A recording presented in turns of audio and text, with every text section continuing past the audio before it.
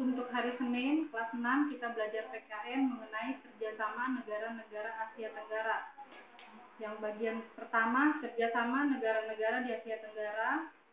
Sebelum kita membahas lebih jauh tentang kerjasama negara-negara Asia Tenggara, ada baiknya kalian mengetahui suatu pelajaran yang dilakukan bersama dengan penuh tanggung jawab untuk mencapai tujuan tertentu.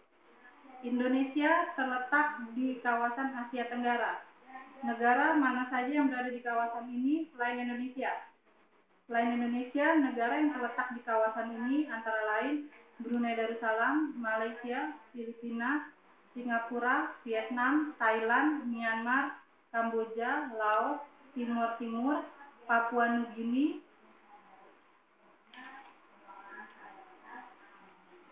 Ada beberapa hal yang menjadi latar belakang adanya kerjasama di Asia Tenggara. Untuk lebih jelasnya, kalian dapat mempelajari uraian berikut. 1. Latar belakang sejarah. Pada abad ke-16, bangsa-bangsa Barat mulai datang ke Asia Tenggara. Awalnya mereka datang dengan tujuan untuk berdagang. Namun, dalam perkembangannya mereka mempunyai tujuan lain, yaitu menjajah. 2. Latar belakang masalah politik. Kawasan Asia Tenggara termasuk salah satu kawasan yang rawan konflik atau ketegangan. 3. Latar belakang masalah ekonomi. Kawasan Asia Tenggara terletak antara Samudra Hindia dan Samudra Pasifik. Oleh karena itu, di kawasan Asia Tenggara merupakan jalur lalu lintas perdagangan internasional. Yang keempat, latar belakang masalah sosial. Pada umumnya, masalah-masalah sosial yang dihadapi oleh masyarakat negara-negara di kawasan Asia Tenggara adalah sama. Hubungan kerjasama itu meliputi hal sebagai berikut.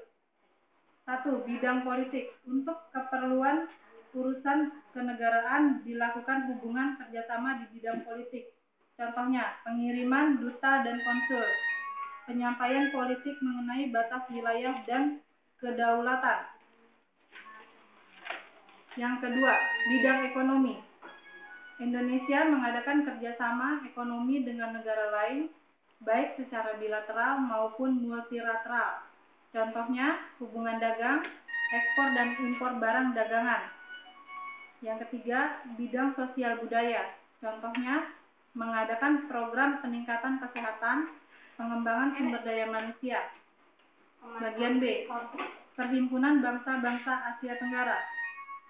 Pembentukan Asia Tenggara dilandasi adanya kesadaran pentingnya menjalin kerjasama di kawasan Asia Tenggara. ASEAN diresmikan pada tanggal 8 Agustus 1967.